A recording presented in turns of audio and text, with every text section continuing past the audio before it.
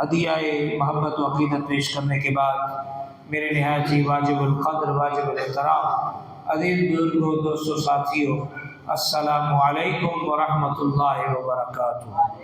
جیسا کہ آپ سب کو معلوم ہے کہ یہ رجب المرجب شریف کا ماہ مبارک ہے، اور اس ماہ مبارک میں اللہ تعالیٰ نے اپنے محبوب کو 27ویں رجب شریف کو معراج کروائی اور اپنا دیدار کروایا، زمین و آسمان کی سیر کروائی، جنت و دوزخ کا معائنہ کروایا، اپنی نشانیاں دکھائی۔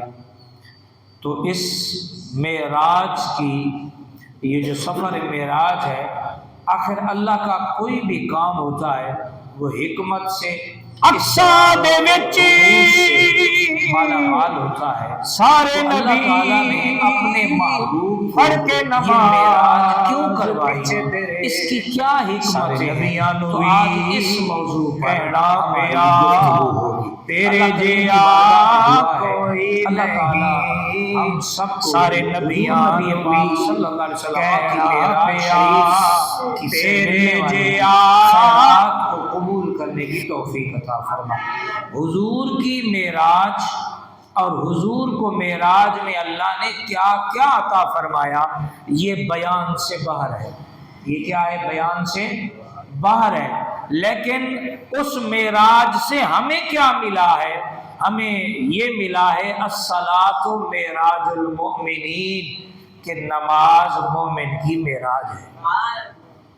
اب جب سرکار کی معراج یہ ہے کہ وہ لامکان فَكَانَ قَابَ قَوْسَيْنِ أَوْ أَدْنَىٰ فَأَوْحَىٰ إِلَىٰ عَبْدِهِ مَا أَوْحَىٰ کے مقام پہ پہنچے، اور حضور کے امتیوں کی معراج یہ ہے کہ وہ نماز میں آ جائیں۔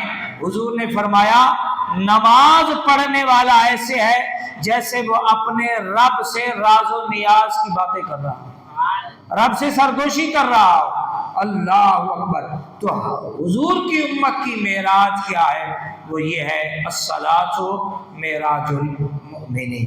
تو آج حکمت معراج کی بیان کروں گا، اور چند ایک معائنے جو حضور نے جہنم میں مختلف مثالوں سے جو آپ کو دکھائے گئے کہ جب قیامت قائم ہوگی یہ جرم کرنے والوں کو ان عذاب میں یا ان تکلیفوں میں مبتلا کیا جائے گا، تو وہ انشاءاللہ تعالی بیان ہوگا۔ اللہ کریم کی بارگاہ میں دعا ہے اللہ اس ہفتے کو حضور کی امت کے لیے بالخصوص اہلیان پاکستان کے لیے خوشخبریوں کا وسیلہ اور ذریعہ بنائے۔ میں نے آپ حضرات کے سامنے 15ویں پارے کی سورہ بنی اسرائیل کی پہلی آیہ مبارکہ تلاوت کرنے کا شرف حاصل کیا ہے، جس کے اندر اللہ تبارک و تعالی نے فرمایا سبحان الذی اسری بعبدہ لیلا من المسجد الحرام الی المسجد الاقصی، پاک ہے وہ ذات جو اپنے عبد کو، عبد خاص کو لے گیا مسجد حرام یعنی خانہ کعبہ سے مسجد اقصی یعنی بیت المقدس، الذی بارکنا حولہ، اور جس کے ارد گرد ہم نے بڑی برکتیں رکھی ہیں، لنریہ من آیاتنا، تاکہ ہم اپنے محبوب کو بہت ساری نشانیوں کا مشاہدہ کریں، اپنی نشانیاں دکھائیں۔ انہ هو السمیع البصیر، بے شک وہ جو سیر کروانے والا ہے وہ سننے والا بھی ہے اور دیکھنے والا بھی ہے۔ لفظ سبحان کی تفسیر حضور کے ایک صحابی حضرت طلحہ بن عبید اللہ رضی اللہ تعالی عنہ نے حضور کی بارگاہ میں عرض کی یا رسول اللہ اس سبحان، لفظ سبحان کی تفسیر کیا ہے؟ حضور نبی رحمت تاجدار ختم نبوت امام الانبیاء حضرت محمد مصطفیٰ صلی اللہ علیہ وآلہ وصحبہ وبارک وسلم نے فرمایا کہ ہر بری چیز ہر بری چیز سے اللہ کی پاکی بیان کرنا، یہ لفظ سبحان کی تعریف ہے۔ سبحان کا مطلب ہے کہ وہ ذات جو ہر عیب سے، ہر نقص سے، ہر کمی سے، ہر کجی سے پاک ہے۔ اللہ ہر برائی سے، ہر نقص سے، ہر عیب سے کیا ہے؟ پاک ہے۔ اب یہ جو لفظ سبحان ہے، جب بندہ لفظ سبحان اپنی زبان سے نکالتا ہے تو اللہ کہنے والے کے درجے بلند فرماتا ہے۔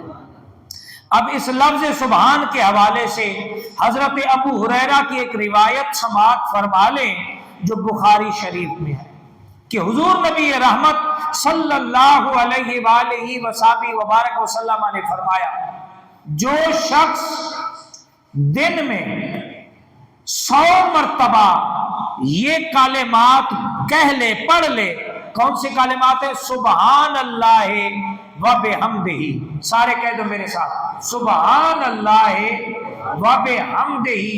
جو بندہ 100 مرتبہ ان کلمات کو پڑھ لے، اس دن اگرچہ اس کے گناہ سمندر کی جھاگ کے برابر کیوں نہ ہو، اللہ ان کلمات کے پڑھنے کی برکت سے اللہ اس بندے کے سارے گناہوں کو معاف فرما دیتا ہے۔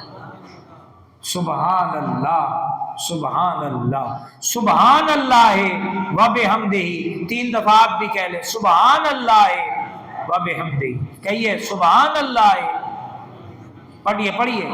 یہ تسبیح ہے، معراج کا تحفہ ہے، اسے قبول فرما لیجئے۔ روزانہ ایک تسبیح یہ کر لیا کریں، اللہ آپ کے گناہوں کو معاف فرما دے گا۔ سبحان اللہ و بحمدہ کتنی دیر لگتی ہے؟ 100 دفعہ پڑھنے میں 2 سے 3 سے 4 منٹ بھی نہیں لگیں گے، لیکن آپ نے صبح سے لے کر شام تک جتنے گناہ کیے ہوں گے، اللہ سارے گناہ اس تسبیح ان کلمات کی برکت سے معاف فرما دے گا۔ اور اگر آپ نے رات میں پڑھ لیے، صبح تک رات کے جتنے آپ نے گناہ کیے ہوں گے، اللہ سارے معاف فرما دے گا۔ تو میرے دوست، ہر بندہ گناہ گار ہے، تو رحمان ہے مولا، بندوں پہ کرم کرنا اس کی شان ہے مولا ہے۔ تو یہ تو رحمان کا کام ہے بندوں کی معافی دیں، بندوں کو معاف کرنا، اور جب بندہ معافی مانگتا ہے، اس کی تسبیح بیان کرتا ہے، تو اس کی رحمت بندوں کے گناہوں کو مٹا دیتی ہے، اس کا فضل بندوں کی کوتاہیوں پہ غالب آ جاتا ہے، اس کا کرم بندے کی خطاؤں کو مٹا دیتا ہے۔ اب ایک اور بھی حدیث پاک اس حوالے سے سن لیں، حضرت یہ بھی ترمذی شریف کی روایت ہے، حضرت جابر رضی اللہ تعالیٰ عنہ سے روایت ہے، حضور نبی پاک صلی اللہ علیہ وآلہ وصحبہ وبارک وسلم نے ارشاد فرمایا، جس نے سبحان اللہ العظیم و بحمدہ، سبحان اللہ العظیم و بحمدہ، اس میں ایک درمیان میں لفظ کا جو ہے وہ اضافہ کرنا ہے، العظیم کا۔ پہلی تسبیح میں کیا تھا؟ سبحان اللہ و بحمدہ۔ اب دوسری تسبیح میں کیا ہے؟ سبحان اللہ العظیم و بحمدہ۔ جس نے ان کلمات کو کہا، ان کلمات کے کہنے کی برکت سے جو بندہ ایک دفعہ یہ کلمات اپنی زبان سے ادا کر لے، اللہ اس کے نام کا جنت میں درخت اگا دیتا ہے۔ سبحان اللہ العظیم و بحمدہ، سبحان اللہ العظیم و بحمدہ۔ جو بندہ ایک دفعہ ان کلمات کو کہے، اس کے نام کا جنت میں اللہ درخت لگا دیتا ہے۔ اب آپ جتنی دفعہ ان کلمات کو کہیں گے، اللہ آپ کے اتنے درخت جنت میں لگائے گا۔ تو جب آپ قیامت میں جائیں گے تو یہ آپ سرسبز و شاداب، جب آپ ہریالی درخت پائیں گے تو آپ سے کہا جائے گا، زمین پر بیٹھ کر تم اللہ کی پاکی بیان کرتے تھے، اس کی عظمت بیان کرتے تھے، اللہ نے ان کلمات کی برکت سے تمہارے جنت کے حصے کو اللہ نے سرسبز و شاداب فرما دیا ہے۔ اللہ اکبر، اللہ اکبر، اللہ اکبر۔ خیر، تو اللہ تعالیٰ نے اپنے محبوب کے اس سفر معراج کا جو واقعہ ہے، اس کا آغاز اللہ نے اپنی ذات سے بیان کیا ہے کہ خبردار میرے محبوب کی معراج پہ سفر پہ انگلیاں مت اٹھانا، کیونکہ میرا محبوب خود نہیں جا رہا، بلانے والا بلا رہا ہے، اور بلانے والے کی شان یہ ہے کہ ان اللہ علی کل شیء قدیر، وہ ہر چیز پر قادر ہے اور وہ ہر عیب سے، ہر نقص سے، ہر کجی سے پاک ہے۔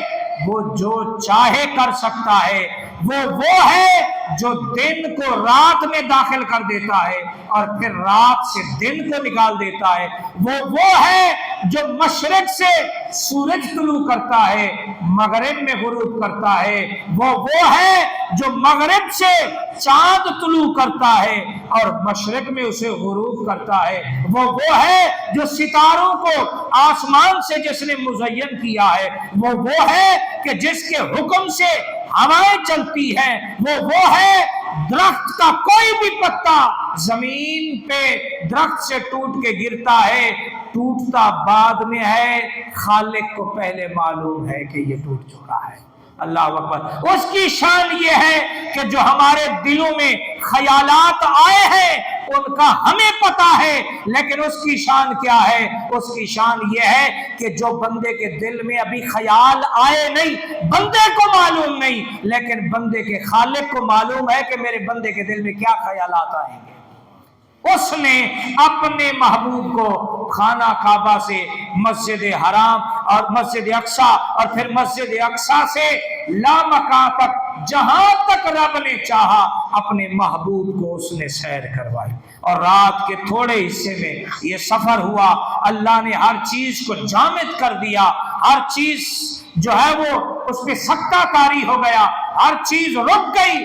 نظام قدرت اللہ نے جو ہے وہ ایسا نافذ فرمایا کہ وقت تھم گیا، محبوب کا سفر معراج جاری رہا۔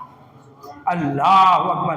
جب تک معراج کروانے والے نے چاہا اپنے محبوب کو اپنے پاس رکھا، تفصیل سے یہ سفر کروایا گیا۔ جب آپ واپس تشریف لائے، وضو کا پانی اسی طرح چل رہا تھا، کنڈی کا دروازہ اسی طرح ہل رہا تھا، جس بستر سے آپ تشریف فرما ہو کر گئے تھے وہ ابھی تک بستر جسم کی حرارت سے گرم تھا۔ اتنے مختصر وقت میں اس رب نے اپنے حبیب کو سفر معراج کروایا۔ اب کیوں کروایا؟ اس کی حکمتیں علماء، مفسرین، محدثین نے بیان فرمائی ہیں۔ آئیے چند ایک حکمتیں میں آپ کے سامنے بیان کرتا ہوں۔ مفتی احمد یار خان نعیمی رحمت اللہ تعالی علیہ ونور اللہ مرقدہ، آپ فرماتے ہیں کہ اللہ نے حضرات انبیاء کرام علی نبینا علیہ الصلوۃ والسلام کو بہت سارے معجزات عطا فرمائے، بہت ساری شانیں عطا فرمائی۔ کسی کو اللہ نے ایک معجزہ دیا، کسی کو 2 دیے، کسی کو 10 دیے، کسی کو جتنے رب نے چاہا عطا فرمائے، لیکن اللہ نے اپنے محبوب کو جو معجزات عطا فرمائے، اگر سارے نبیوں کے معجزات جمع کیے جائیں تو سارے نبیوں کے معجزات سے کہیں بڑھ کے اللہ نے اپنے محبوب کو معجزات سے نوازا ہے۔ اللہ اکبر۔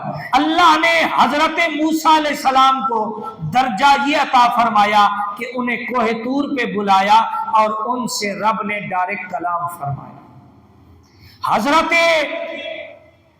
عیسیٰ علیہ السلام کو یہ درجہ ملا کہ آسمانوں پر اٹھا لیے گئے، 4تھے آسمان پر، آج بھی موجود ہے۔ قرب قیامت کے قریب آپ دنیا پر تشریف فرما ہوگی۔ اسی طرح اللہ نے حضرت ادریس علیہ السلام کو درجہ یہ دیا کہ انہیں جنت میں بلایا۔ لیکن جب باری آئی میرے اور آپ کے محبوب کی، اللہ نے اپنے محبوب کو زمینوں پر بھی، آسمانوں پر بھی، اور پھر جہاں جبریل کی پرواز ختم ہو جاتی ہے وہاں سے اصل میرے محبوب کا سفر معراج شروع ہوا ہے، اور پھر وہاں پہنچے جہاں اللہ اکبر سرکار فرماتے ہیں میں نے اپنے دل کی اور سر کی آنکھوں سے اپنے رب کا دیدار کیا اور میں نے اپنے رب کو بڑا حسین پایا ہے۔ اللہ اکبر، اللہ اکبر۔ تو اللہ نے تمام نبیوں سے بڑھ کر جو سب سے بڑا معجزہ अल्लाह ने अपने महबूब को अता फरमाया वो ये कि अल्लाह ने अपने महबूब को अपना दीदार अता फरमाया। हजरत मूसा अलैहिस्सलाम ने रब का कलाम सुना, दिल में चाशनी पैदा हुई, कलाम में इतनी तासीर है तो फिर दीदार में कितनी लज्जत होगी। उन्होंने अर्ज भी की, मालिक मैं तुझे देखना चाहता हूं। रब ने फरमाया, ए मूसा तू मुझे नहीं देख सकता। तो फिर रब ने फरमाया, हाँ एक सूरत में तू देख सकता है कि एक मेरा हबीब आएगा, महबूब आएगा, वो मुझे देखेगा, तू उसे देख लेना। मन रानी फकद राल हक, जिसने मेरे महबूब को देख लिया उसने मुझे देख लिया। मेरा महबूब मुझे देखेगा, तू उसे देख लेना। जिसने उसे देख लिया उसने हक को देख लिया। अल्लाह अकबर, अल्लाह अकबर। तो सबसे बड़ा मौजज़ा जो हुजूर को रब ने अता फरमाया और सबसे बड़ा इनाम, बड़ा तोहफा जो अल्लाह ने हुजूर को अता फरमाया वो रब ने अपना दीदार अता फरमाया। और हुजूर की उम्मत को सबसे बड़ा जो तोहफा रब ने अता फरमाया वो अपना हबीब हमें अता फरमाया। हुजूर की उम्मत के लिए सबसे बड़ा तोहफा हुजूर की जाते गिरामी है, मेरे और आपके आका अल्लाह ने अपना महबूब हमें अता फरमाया। और हुजूर के लिए सबसे बड़ा तोहफा यह है कि मेराज की शब रब ने अपने महबूब को अपना दीदार अता फरमाया। उलमा फरमाते हैं, मुफस्सिरीन फरमाते हैं कि हुजूर को 34 दफा मेराज हुई है। कितनी दफा? 34 दफा। 33 बार आपको हालत ख्वाब में दीदार मेराज करवाई गई है और 34वीं बार आपको बेदारी में जागते हुए रब ने मेराज भी करवाई है और अपना जलवा भी अता फरमाया। अल्लाह अकबर। एक हिकमत तो ये बयान की जाती है। दूसरी हिकमत ये बयान की जाती है कि 1,24,000 कमोपेश अंबिया और रसूल इस जमीन पर तशरीफ लाए। सब ने रब के वहदहू ला शरीक होने की, उसके वजूद की और उसकी जात, उसको वहदहू ला शरीक होने की सब ने गवाहियां दी कि उसका वजूद है। आज भी बाज बदबख्त ऐसे हैं जो अल्लाह की जात के वजूद का इनकार करते हैं। वो कहते हैं ये सारा निजाम जिंदगी, ये सारा निजाम ये खुद ब खुद अंदाजे से चल रहा है। लेकिन हजरत अंबिया किराम ने फरमाया रब है और वो एक है, वहदहू ला शरीक है। लेकिन देखा किसी नबी और रसूल ने नहीं। अल्लाह ने उन तमाम नबियों की गवाही की तस्दीक करने के लिए अल्लाह ने जिसे चुना वो अपना हबीब बनाया, उसे अपना हबीब बनाया। रब ने मेराज करवाई कि आजा। हजरत आदम ने भी यही गवाही दी, हजरत मूसा ने अलैहिस्सलाम ने भी यही गवाही दी, हजरत ईसा अलैहिस्सलाम ने भी यही अपनी कौम से कहा वो है और एक है। आजा महबूब, सारे नबियों की तस्दीक हो जाए। आजा मेरा होना भी देख जा और मेरा एक होना भी देख जा और मेरा जलवा भी देख जा। अल्लाह अकबर। तो इसलिए भी मेराज करवाया कि किसी नबी ने देखा नहीं था। अगर किसी से पूछ लिया जाता कि क्या तुमने देखा है तो सारे नबी कहते देखा नहीं है।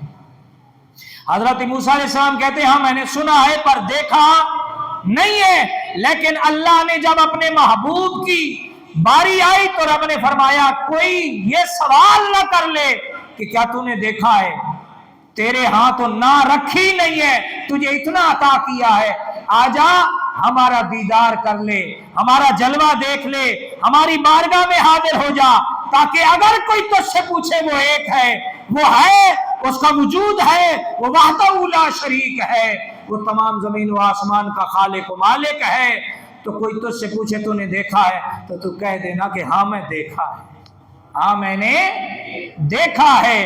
अल्लाह अकबर, अल्लाह अकबर। एक तो हिकमत ये बयान की जाती है। दूसरी हिकमत ये बयान की जाती है कि अल्लाह ने आप सल्लल्लाहु अलैहि वसल्लम को मेराज इसलिए भी करवाई ताकि जमीन वालों पर और आसमान वालों पर आपकी फजीलत आम कर दी जाए, आपकी फजीलत आम कर दी जाए। आज भी आप देखें कि इस दौरे हाजिर में भी लोग हुजूर की जात को, हुजूर की अजमत को तोलते हैं। इतना बयान करो, इतना बयान ना करो, इतनी इज्जत करो, इतनी इज्जत ना करो। आज भी तराजू लिए बैठे हैं, लेकिन हालांकि वो अपने लोगों की बहुत कुछ उसके बारे में कह जाते हैं, फिर वहां एतदाल उनका कायम नहीं रहता। तो हुजूर को मेराज इसलिए करवाई ताकि हुजूर की जमीन व आसमान में तमाम मखलूकात में हुजूर की अजमत और शान आम हो जाए। अब जमीन पर आपकी अजमत यूं आम फरमाई कि अल्लाह की मखलूक में, जमीनी जितनी भी मखलूक है उनमें सबसे अफजल और आला जो गिरोह है वो हजरत अंबिया और रसूल का है। हजरत अंबिया किराम सबसे अफजल और आला हैं। रब ने अपने महबूब को मेराज की शब मस्जिद हराम से मस्जिद अक्सा बुलाया और वहां सारे नबी रूहानी जिस्मानी तौर पर वहां हाजिर किए गए। सारे नबी वहां जमा हुए। सरकार ने वहां 2 रकत नफल की आपने इमामत फरमाई।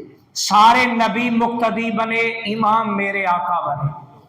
तो सारे नबियों पर आपकी इमामत, आपकी फजीलत, आपकी अजमत और शान जाहिर कर दी गई कि अल्लाह की मखलूक में जमीन वालों पर अगर कोई सबसे अजमत और शान वाला है तो उसे हजरत मोहम्मद मुस्तफा कहते हैं। अक्सा दे विच सारे नबी पढ़ के नमाज पिछे तेरे, सारे नबियां नू भी कहना पिया तेरे जिया कोई नहीं। सारे नबियां नू भी कहना पिया तेरे जिया। हजरत यूसुफ को भी अपने हुस्न पर बड़ा मान था। जब मेरे आका पर उनकी नजरें जमी, कहने लगी हम भी बड़े सोने हैं, पर या रसूलल्लाह तेरे जिया। सारे कह दो यार क्यों मायूस होके बैठे हो, इलेक्शन होने अभी बुध को, अभी से आप लोग हारे बैठे हैं। अरे हम किसी दुनियादार लीडर की बात नहीं कर रहे, हम तो मोहम्मद मुस्तफा की बात कर रहे हैं। पाकिस्तान में सिलेक्शन होगी, कोई कौन आएगा कोई कौन आएगा, मेरे रब ने सारे नबियों में जिसकी सिलेक्शन फरमाई है कि सबसे अफजल ये है, उसे मेरे और आपके आका कहते हैं। ये वो लीडर है जो दुनिया में भी अपने गुलामों को नजरों में रखता है। कब्र में उम्मती की आंखें बाद में खुलती हैं, जलवा मुस्तफा सामने होता है। हाशिर में उम्मती कब्र में बाद में उठेगा, मोहम्मद मुस्तफा पहले मैदान सजाए खड़े होंगे और फरमा रहे होंगे हाथ उठा के अना लहा, यहाँ मैं तेरा इंतजार कर रहा हूँ। घबरा नहीं, जिसके नारे लगाता था, जिसकी अजमत और नामूस पे पहरा देता था, आजा तेरा नबी तेरा इंतजार कर रहा है।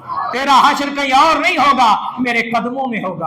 आजा ये हमद के झंडे के नीचे आजा, आजा प्यासा है तो मेरे हाथों से जामे कौसर भी ले, आजा अगर तेरे मीज़ान पे कोई कमी है तो मैं खड़ा हो जाता हूँ। क्यों ना पलड़ा तेरे आमाल का भारी हो नसीर, अब तो मीज़ान पे सरकार भी आए हुए हैं। आए हाय हाय, अब तो मीज़ान पे सरकार भी आए हुए हैं। अल्लाह अकबर अल्लाह अकबर। हम तो उस नबी की बात कर रहे हैं। हजरत यूसुफ ने जब मेरे आका के हुस्न जमाल को देखा तो कहने लगे या रसूल अल्लाह तेरे जिया कोई नहीं, तेरे जिया अक्सा दे विच सारे नबी पढ़ के नमाज पीछे तेरे।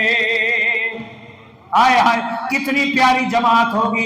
इमाम मोहम्मद रसूलुल्लाह, मुक्तदियों में इब्राहिम खलीलुल्लाह, आदम सफीउल्लाह, अल्लाह अकबर इस्माइल जबीउल्लाह, अल्लाह अकबर नूह नजीउल्लाह, अल्लाह अकबर हजरत इदरीस भी खड़े हैं, हजरत याया भी खड़े हैं, हजरत लूत भी खड़े हैं। सारे नबी मुक्तदी है। मलाइका का सुल्तान भी जिब्रील भी खड़ा है और इधर मोहम्मद रसूलुल्लाह की इमामत हो रही है। آئے آئے سبحان اللہ۔ جب امامت ہو گئی، ہر ایک نبی نے اللہ کی حمد بیان کی اور میرے آقا کی ثنا بیان کی کہ ہمیں بھی اللہ نے بڑی شان عطا فرمائی ہے، پر اے محمد جو رب نے تجھے مقام دے کر خاص کیا ہے، ہم میں سے کسی نبی کو یہ مقام اللہ نے نہیں عطا فرمایا۔ اللہ اکبر۔ پھر سرکار معراج پہ جو ہے وہ مسجد اقصی سے پھر آپ آسمانوں میں تشریف لے گئے، تو بیت اللہ کے سیدھ اوپر وہاں جہاں جبریل کا مقام ہے وہاں پر جو ہے وہ بیت المعمور ہے، وہاں ملائکہ کا قبلہ ہے، وہاں سرکار تشریف لے گئے تو وہاں آپ نے تمام ملائکہ کی امامت فرمائی ہے، تمام ملائکہ کی آپ نے امامت فرمائی ہے۔ اور پھر آسمان والوں میں جو سب سے افضل مخلوق ہے وہ حضرات ملائکہ ہیں، اللہ کے فرشتے ہیں، وہاں پر بھی سرکار کو امام بنا کے رب نے فرما دیا، جو تاجدار بریلی نے اعلان کیا، سب سے اولا۔ یہ کلام تو سب کو آتا ہے، سنا دو یار، سب سے اولا ہمارا نبی، سب سے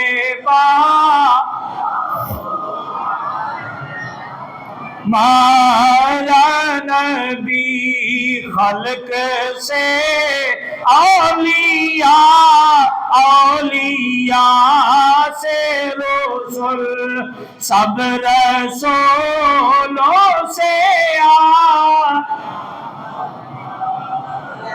سارے کہہ دو، سب رسولوں سے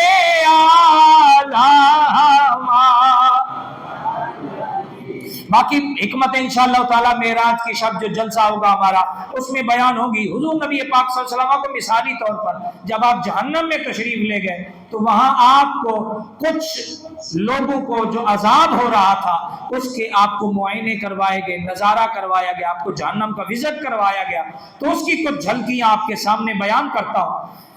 حضور نبی پاک صلی اللہ علیہ وسلم کو ایک ایسی قوم سے گزارا گیا کہ جن کے سر جو ہے وہ پتھروں سے، ہتھوڑوں سے کچلے جا رہے تھے، یعنی ان کے پتھر ان کو مارے جاتے، ان کے سر ریزہ ریزہ ہو جاتے، پھر وہ ٹھیک ہو جاتے، پھر یہ یعنی عمل تسلسل کے ساتھ ان کے ساتھ جاری تھا۔ حضور نبی پاک صلی اللہ علیہ وسلم نے جبریل سے پوچھا، جبریل یہ کون لوگ ہیں، ان کو کس جو ہے وہ جرم کی سزا ہو رہی ہے، یہ کیا کرتے تھے، اس کی پاداش میں ان کو یہ جو تکلیف دی، عذاب دیا جا رہا ہے، یہ کیا ہے؟ تو حضرت جبریل علیہ السلام نے عرض کیا، رسول اللہ یہ وہ لوگ ہیں جن لوگوں کو قیامت کے دن اس عذاب میں مبتلا کیا جائے گا جو لوگ نماز میں سستی کرتے ہوں گے۔ فویل للمصلین الذین هم عن صلاتهم ساہون، اور دوزخ میں ان نمازیوں کے لیے خرابی ہوگی جو نماز تو پڑھتے ہیں لیکن نماز کو آخری وقت میں ادا کرتے ہیں اور نماز میں چوری کرتے ہیں، پھر جلد بازی میں نہ رکوع صحیح کرتے ہیں نہ سجود صحیح کرتے ہیں۔ یہ تو ان کو دیا جائے گا جو پڑھتے ہیں لیکن سستی کرتے ہیں، بتاؤ جو سرے سے پڑھتے نہیں ہیں پھر ان کو کس عذاب میں مبتلا کیا جائے گا؟ یہ آپ کے لیے لمحہ فکریہ ہے، یہ حضور نے معراج میں دیکھا، اور حضور کو اللہ نے 50 نمازیں دی، 5 نمازیں اللہ نے ہم پہ فرض فرمائی۔ حضرت موسیٰ علیہ السلام کی مہربانی ہے کہ 45، وہ یہ بھی کہہ رہے تھے یہ بھی زیادہ ہے، یہ نہیں پڑھیں گے، وہ سچے تھے نبی، دیکھو تھے بنی اسرائیل کے نبی، لیکن وہ ہماری حالت کو دیکھ رہے تھے۔ آج مسجدوں میں کتنے نمازی ہوتے ہیں اور کتنے باہر ہوتے ہیں، آپ خود اندازہ لگا لیں۔ انہوں نے کہا حضور آپ کی امت یہ بھی نہیں پڑھے، آج کثرت کے ساتھ حضور کی امت مسجدوں سے باہر ہے۔ اللہ اکبر، اللہ ہم سب کو نماز پنجگانہ کی توفیق عطا فرمائے۔ تو میرے دوستو، یہ وہ لوگ جو نماز پڑھتے ہیں لیکن نماز آخری وقت میں پڑھتے ہیں، سستی کر کے پڑھتے ہیں، یعنی فجر کا وقت جب جا رہا ہوتا ہے اس وقت پڑھتے ہیں، جب ظہر کا وقت ختم ہو رہا ہوتا ہے اس وقت پڑھتے ہیں، جب عصر کا وقت ختم ہو رہا ہوتا ہے آخری وقتوں میں آ کے نماز پڑھتے ہیں۔ پھر وہ جو ہے وہ حضور نے حدیث میں فرمایا وہ چونچ جیسے نہیں پرندہ مارتا، پھر اس طرح وہ سجدے کرتے ہیں جلد بازی میں، نہ قیام صحیح کرتے ہیں، نہ قومہ صحیح کرتے ہیں، نہ جلسہ صحیح کرتے ہیں، نہ رکوع صحیح کرتے ہیں، نہ تسبیحات تسلی سے پڑھتے ہیں، جلد بازی میں وہ یہ کرتے ہیں، تو ان کو اس عذاب میں گرفتار کیا جائے گا قیامت کے دن۔ پھر حضور نبی پاک صلی اللہ علیہ وسلم ایک اور قوم سے گزرے، ان کے اوپر بہت سا بوجھ لدا ہوا تھا، بہت سا بوجھ ان کے اوپر لدا ہوا تھا، وہ اٹھا نہیں پا رہے تھے، لیکن ان کے اندر حرص یہ تھی، وہ کہہ رہے تھے اور بھی ہمارے اوپر بوجھ لاد دو، اور بھی ہمارے اوپر بوجھ لاد دو، تو ان کے اوپر اور بوجھ لاد دیا جاتا، لیکن وہ اٹھا نہیں پا رہے تھے۔ جبریل سے سرکار نے پوچھا یہ کون لوگ ہیں، ان کے اندر کون سی خرابی تھی کہ ان کو اس عذاب میں گرفتار کیا گیا؟ تو حضرت جبریل علیہ السلام نے عرض کیا، یا رسول اللہ یہ امانتوں میں خیانت کرنے والے لوگ، ان کے اوپر کچھ امانتیں تھی، ذمہ داریاں تھی، لیکن یہ ادا نہیں کر سکتے تھے ان کو، لیکن یہ خیانت کرتے تھے، تو ان کے اندر حرص تھی کہ ہمیں اور بھی کچھ، آج بھی یہ عہدہ، یہ جو آج ہمارے الیکشن ہو رہے ہیں آپ دیکھ رہے ہیں، یہ سب کرسی کی جنگ لڑی جا رہی ہے، کسی کو اسلام کی فکر نہیں، کسی کو پاکستان کی فکر نہیں۔ ارے جنہوں نے اتنی ساری باریاں لے لی، وہ جو ہے وہ اپنے دور حکومت میں آج پتہ نہیں 66 روپے کے کتنے روپے جو ہے وہ ایک یونٹ ہے بجلی کا، غریب آدمی اپنی تنخواہ سے بجلی کے بل بھرے یا اپنے بچوں کا پیٹ پالے، کتنی تکلیف ہے۔ میں سیاسی تقریر نہیں کر رہا معذرت کے ساتھ، میں آپ کی اصلاح کر رہا ہوں کہ ہمارے حکمرانوں کو یہ جو ہم ووٹ دے کے ان کو اپنا امین بنا کے بھیجتے ہیں، یہی ہمارے قومی خزانوں پہ ڈاکے ڈالتے ہیں، یہ ہمارا پیسہ لوٹ مار کر کے باہر لے جاتے ہیں، ان کی نسلیں جو ہے وہ نشو نما پا رہی ہے، ان کی جیلیں الگ، ان کے انصاف کے معیار الگ، ان کا رہن سہن الگ، ان کے تمام معاملات الگ۔ بتائیے یہ خیانت کرنے والے لوگوں کو قیامت کے دن اس عذاب میں گرفتار کیا جائے گا۔ تو ابھی اس ہفتے میں الیکشن ہوں گے، آپ نے یہ جو انگوٹھا لگانا ہے نا قیامت کے دن، اليوم نختم على افواہہم وتکلمنا ایدیہم وتشہد ارجلہم بما كانوا یکسبون۔ اللہ قرآن میں کہہ رہا ہے آج دنیا میں اگر کوئی تجھ سے پوچھے کہ تو نے یہ جرم کیا، تیری زبان نہیں رکتی، تیری آنکھیں نکل آتی ہیں، تیرے ہاتھ چلنا شروع ہو جاتے ہیں، تیرے پاؤں جو ہے وہ پھسلنا شروع ہو جاتے ہیں، لیکن قیامت کے دن ہم ان تیری تمام چیزوں پہ مہر لگا دیں گے۔ اللہ کہہ رہا ہے ہم تجھ سے نہیں پوچھیں گے، ہم ہاتھ سے کہیں گے ہاتھ بتا اس نے کیا کیا، ہاتھ تیرے گواہی دیں گے، تیرے پاؤں گواہی دیں گے، تیرا منہ بولے گا، زبان بولے گی، دل بولے گا، تیرے جسم کا ایک ایک حصہ تیرے خلاف گواہی دے گا کہ یا اللہ اس نے یہ کیا یہ کیا۔ تو یہ انگوٹھا لگاتے ہوئے ذرا سوچ لینا کہ کس کے جو ہے وہ پرچی پہ انگوٹھا لگا رہے ہو، کہیں ایسا تو نہیں کہ کہیں خیانت دار کو تو نہیں تم اپنا ووٹ دے رہے، شہادت دے رہے کہ یہ امین ہے حالانکہ وہ خائن۔ ایسے بندے کے ساتھ کبھی ایسا معاملہ مت کرنا جو آپ کی آخرت برباد کر دے، ایسے آدمی کو کبھی اپنا یہ انگوٹھا مت لگانا۔ نیک لوگ بھی ہیں، میں آپ کو یہ نہیں کہہ رہا فلاں کو دو فلاں کو نہیں دو، آپ کی مرضی ہے دو، لیکن یاد رکھنا قیامت کے دن آپ کے لیڈروں سے آپ کے متعلق نہیں پوچھا جائے گا، آپ سے آپ کے متعلق پوچھا جائے گا کہ آپ نے کیا کیا تھا۔ اسی طرح حضور نبی پاک صلی اللہ علیہ وسلم ایک قوم سے گزرے، حضور نبی پاک صلی اللہ علیہ وسلم نے دیکھا کہ ان کو مردار چیزوں کا جو ہے وہ گوشت کھلایا جا رہا ہے۔ جبریل سے پوچھا یہ کون سا جرم کرتے تھے؟ بتایا گیا یا رسول اللہ یہ دنیا میں غیبتیں کرتے تھے، جو دنیا میں غیبتیں کریں گے نا وہ ایسے ہے جیسے اپنے مردہ بھائی، یہ تو قرآن کہہ رہا ہے کہ یہ اتنا بڑا کبھی جرم ہے کہ ایسے ہے جیسے اپنے سگے مردے بھائی کا گوشت کھانا۔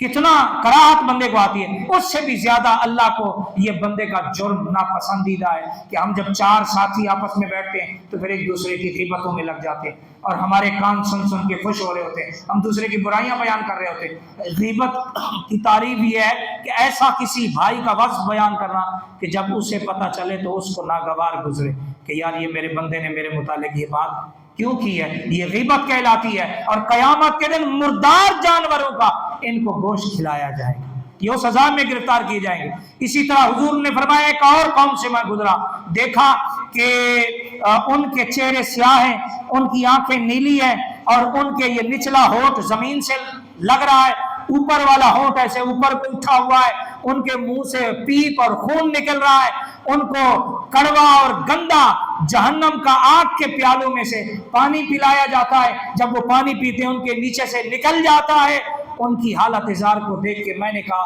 یہ کس جرم میں گرفتار ہوئے؟ کہا یا رسول اللہ یہ وہ لوگ ہیں جو دنیا میں اللہ کی حرام کردہ شراب پیتے تھے، جو شراب پیتے تھے۔ اور حدیث پاک میں آتا ہے جس کے جسم میں ایک گھونٹ کا ایک قطرہ بھی شراب کا چلا جائے، جب تک اس کا اثر جسم میں باقی رہے اللہ 40 دن تک نماز فجر قبول نہیں فرماتا۔ نماز فجر سے مراد یہ ہے کہ صبح سے لے کر رات تک جتنی وہ عبادت کرے گا، نمازیں پڑھے گا، اللہ اس کی طرف نظر رحمت ہی نہیں فرماتا جب تک اس کا اثر باقی رہتا ہے۔ اللہ اکبر، دعا کرو آج ہمارے معاشرے میں شراب جیسی لعنت عام ہو چکی ہے، اللہ اس لعنت سے ہمارے بڑوں کو بھی چھوٹوں کو بھی اللہ محفوظ فرمائے، جو بچے ہوئے اللہ ان کو بچائے رکھے، اور جو مبتلا ہیں اللہ ان کو جلد توبہ کی توفیق عطا فرمائے۔ اللہ اکبر۔ اور وہ جب جو ہے وہ بتایا گیا کہ وہ گدوں کی طرح آوازیں نکالتے ہیں، شراب پینے والے گدوں کی طرح آوازیں نکالتے ہیں، یہ کتنا بڑا جرم ہے جو آج بے دردی کے ساتھ ہمارے معاشرے میں کیا جا رہا ہے، اور بالخصوص غلط صحبتوں کی وجہ سے، گندی صحبتوں کی وجہ سے ہمارا نوجوان کثرت کے ساتھ اس جرم میں مبتلا ہوتا جا رہا ہے اور ہمیں احساس ہی نہیں ہے۔ اللہ کریم کی بارگاہ میں دعا ہے اللہ اس لعنت سے ہم سب کو محفوظ فرمائے۔ آخر میں آپ سے ایک مرتبہ پھر عرض کرنی ہے، میں دیکھیں سیاسی گفتگو نہیں کر رہا، میں ویسے میری ذمہ داری بنتی ہے، ووٹ آپ کے ووٹ سے حکومتیں بھی بنتی ہیں، حکومتیں گر بھی سکتی ہیں، کوئی آدمی اوپر بھی آ سکتا ہے، نیچے بھی جا سکتا ہے۔ آپ کے ہاتھ میں پرچی ہے، قوم کی امانت ہے، آپ کو اللہ نے یہ اختیار دیا ہے کہ آپ سچے آدمی، کھرے آدمی، امانت دار آدمی، دیانت دار آدمی، سلجھے ہوئے آدمی، قوم کے خزانے کے محافظ آدمی، قوم کے حقوق کا محافظ کرنے والا آدمی، قوم کے دکھ سکھ میں کام آنے والا آدمی، آپ کے محلے، آپ کی گلی محلے کی جو ہے وہ فلاح کا کام کرنے والا آدمی، جو آپ کی امانت آپ تک آ کے پہنچانے والا آدمی ہے۔ آپ میں سے ہر آدمی کو یہ جامعہ مسجد طیبہ کے منبر و محراب سے یہ درس دیا جا رہا ہے کہ آپ کی جس سیاسی پارٹی سے وابستگی ہو، مجھے اس سے کوئی سروکار نہیں ہے میرے بھائی، میں کسی پارٹی کا نام نہیں لے رہا، لیکن منبر و محراب سے ایز ایک امام کے میری ذمہ داری بنتی ہے کہ میں آپ کو اس ووٹ کی اہمیت بتاؤں، تاکہ میں قیامت کے دن سرخرو ہو جاؤں کہ یا اللہ میں نے تو تیرے لوگوں کو بتایا تھا کہ اپنے ووٹ کو صحیح جگہ استعمال کرنا، باقی آپ کی مرضی، آپ اچھی جگہ استعمال کریں، گندی جگہ استعمال کریں، سارے لوگ باہر سے نہیں آئے ہوئے، آپ کے دیکھے بھالے ہیں، آپ کا ووٹ ہے، آپ اس کے ذمہ دار ہیں، آپ جس کو سمجھتے ہیں کہ یہ آپ کے سیکٹر ایچ کی جو دیرینہ مسائل ہیں ان کو حل کرنے میں یہ معاون و مددگار سرخرو ہوگا، آپ ضرور اسے دیجئے۔ دنیاوی تمام چیزوں کے ساتھ ساتھ آپ حضور کے دین کے حوالے سے بھی ضرور سوچئے، ختم نبوت کے حوالے سے بھی سوچئے، ناموس رسالت کے حوالے سے بھی سوچئے کہ حضور کے دین کے لیے بھی کوئی حکمران مخلص ہے، مدارس کے لیے، مساجد کے لیے بھی کوئی مخلص ہے، مندروں کے لیے تو پیسے رکھے جاتے ہیں۔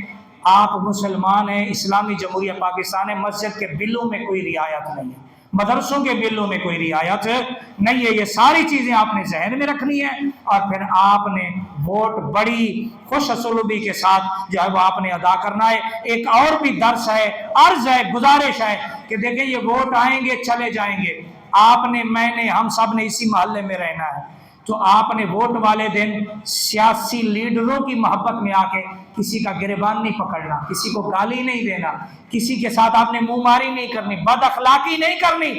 آپ اپنی کوشش کریں، ساتھ والا اپنی کوشش کرے، ہر آدمی جو جس سے وابستہ ہے محبت پیار میں اپنی کوشش کریں۔ ووٹ گزر جائیں گے، پھر ہم نے یہیں رہنا ہے، ایک دوسرے کے ساتھ رہنا ہے، تو اپنا پیار محبت آپ نے خراب، محلے داری آپ نے خراب نہیں کرنی، اور اس ووٹ میں آپ نے عہد یہ کرنا ہے کہ جہاں نئی حکومت آئے انشاءاللہ جو بے نمازی ہیں وہ یہ عہد کریں کہ ووٹ کے ساتھ ساتھ میں انشاءاللہ طیبہ مسجد کا نماز پنجگانہ کا نمازی بھی بنوں گا۔ اللہ کریم کی بارگاہ میں دعا اللہ ہماری دنیا آخرت اچھی فرمائے، وما علینا الا البلاغ، سنت ادا فرما لیں، اگلی صفوں کو مکمل اور درست فرما لیں۔ شکریہ اس کو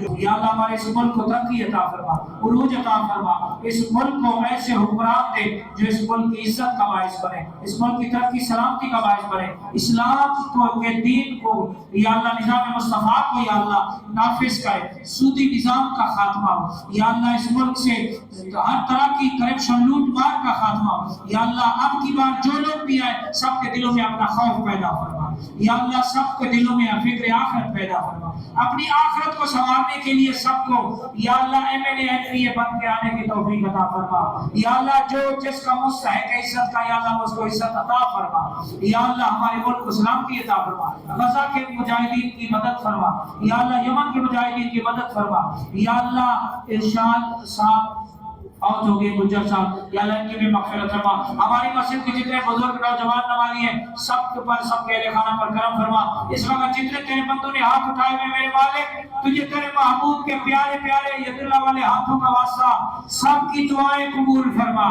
سب کی عرضیاں قبول فرما۔